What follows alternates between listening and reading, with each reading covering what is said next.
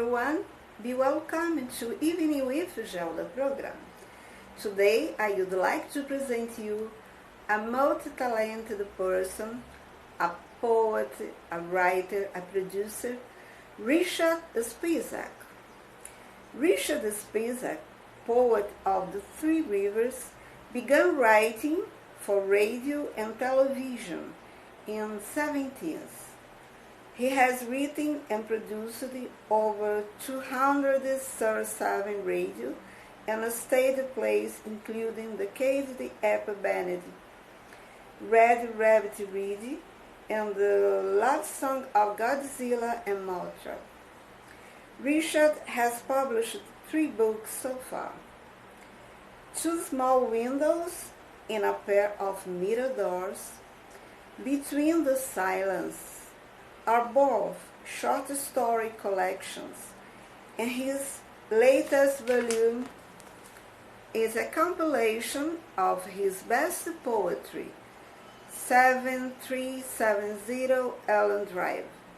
His next volume, due to release in the autumn of 2022, is entitled Have You Seen the Six-Armed Guitarist?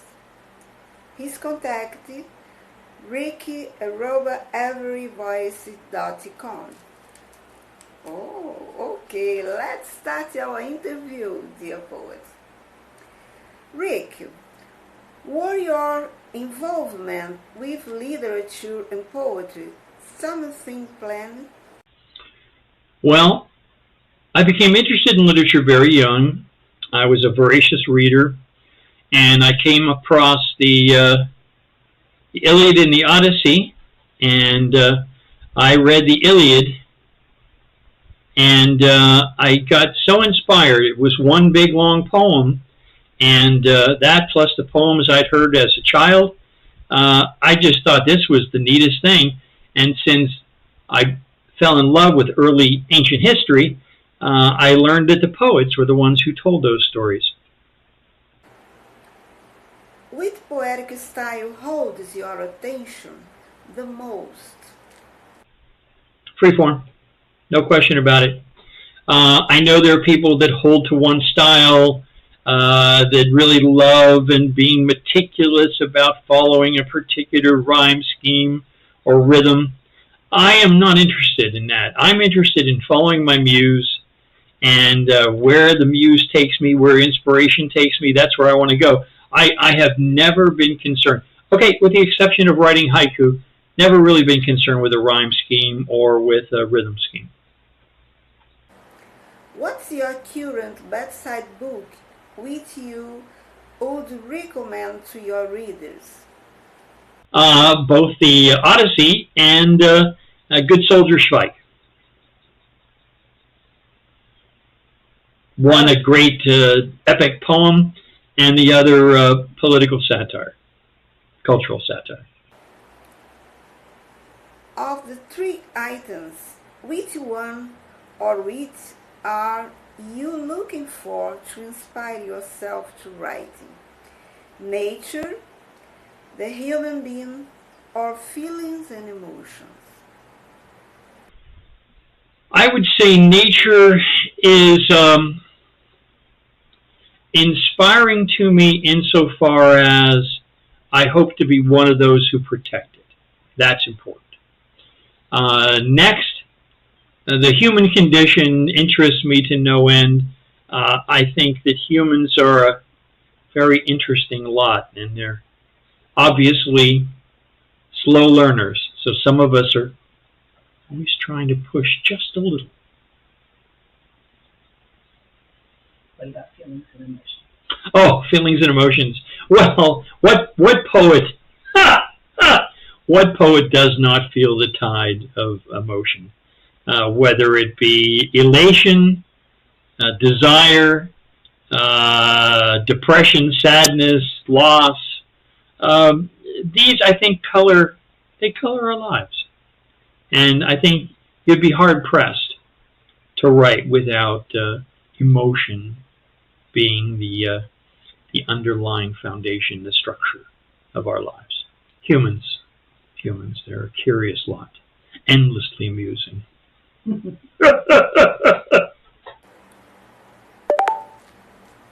Poet, with the advent of technology, online reading is available to everyone. Do you think this has reduced the purchase of the physical one? It does, to an extent, I think. But on the other hand, what you have to think about and what outweighs the printed page. I mean, there are those of us who love the printed page. They love the feel, the hold of a book, the smell of a book, that successful feeling when you reach the end of a long book and you just know you have encapsulated, you have captured, you have begun to live in that book. But the other thought, though, is that if you think about how many people now are capable of publishing their work, publishing their thoughts, reaching to audiences beyond their home village, beyond their nation, beyond their state, beyond the globe, it is amazing and exciting to me that someone can sit down today in some little town, in some little city, on some little nation, in one little part of the globe, and speak to the world. That's pretty good stuff. Well worth the devaluation of those who are not captured. You know, you have to remember, back in the earliest times, okay, a scribe, a mysterious guy, you know, hey, he writes, that's weird. Yeah, he reads that stuff, little marks on paper, And if you think about how amazing that is, it doesn't surprise me that everyone's not captured. Now, as an avid reader and writer, I wouldn't spend a day without reading some soul-clutching piece of literature. But I see that there are people who live lives untouched by the riches of culture. That's a sad thing. I'll write about it.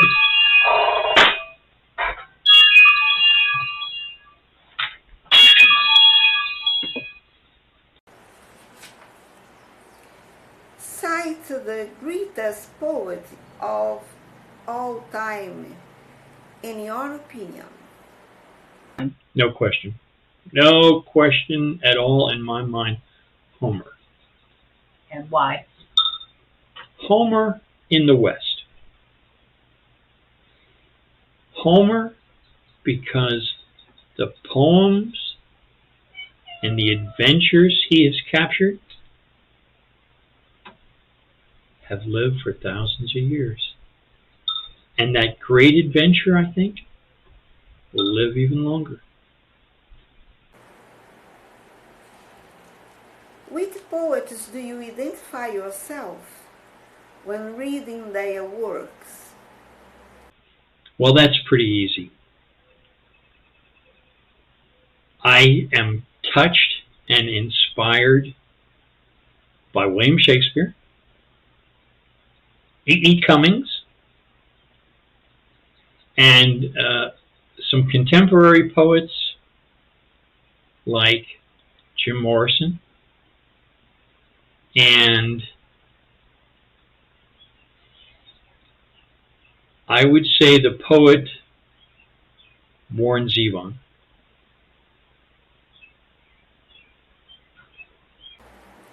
What's your advice for those who are starting in the field of poetry? Write in the morning, write in the afternoon, write in the evening, write in the night. Write in the morning, write in the afternoon, write in the evening, write in the night. It's real easy. Writing about this being an act of love and passion, or just academic knowledge and information? Well, that's an easy one. I think that the best poets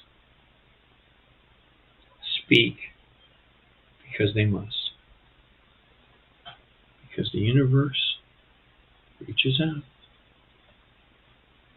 and will not let them do anything else but right.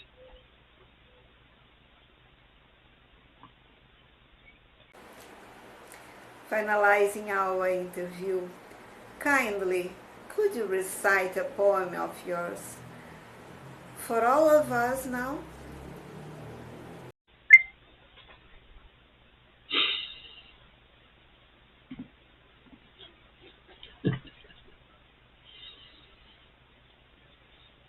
This is entitled SDI, Strategic Defense Initiative,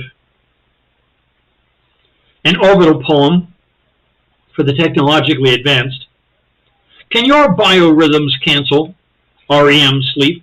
Can your cholesterol metabolism content be counting sheep? Do your mesh-directed melanomas marvel at the leak? Would you mind if I wrote offline on video varnished sleep? Would your documented study object, you recollect? Without reflection, review detection, marvel at the sight. Would your quoted survey walk the robot dog tonight? Batteries of flattery flaunt, the heat printer saunters to taunt, whispering casually, printing passionately, warming his ribbon cables over wrapped royal solar collectors. Cables rainbowed in reclination, spiral data decollage detection. Does the paper curl just right? Sticky edges, curving, breaking right. Would your quoted survey walk the robot dog tonight? Would you wise to wander? Could your kind and candor keep the feeling fonder? Does the digital founder keep parallel data aligned? Would your quoted survey walk the robot dog tonight? Communications miracles help you remember those zip codes, while giant commercial conglomerates rank the urban air at nodes. Do your cancer studies relate to urban blight? Hold the precious candle higher with its light. Would your quoted survey walk the robot dog tonight? Watching airliners plunge with turbulent wind shear, while underrated radar stains to ping. Who's that? Where? Demobilizing scout ships on radar action screens. Has the battery obliged to spread the surging electric leap? Would your quoted survey walk the robot dog tonight? Stellar lasers mount the rings of accelerator paths. Mega computers spend the day writing Uncle Sam's bank drafts. Super calculators on rapid oxidators give the raiders something warm. Has the calm bestowed the swarm? Inching ever closer, nearer to the norm. Hear the walking catfish heading for the door. Don't let them out there wander, trilling colors, regimental soar. Hydrogen alert, bore right here in micro-activated mirth. Would your quoted survey walk the robot dog tonight? From 7370 Allen Drive, a poetry collection.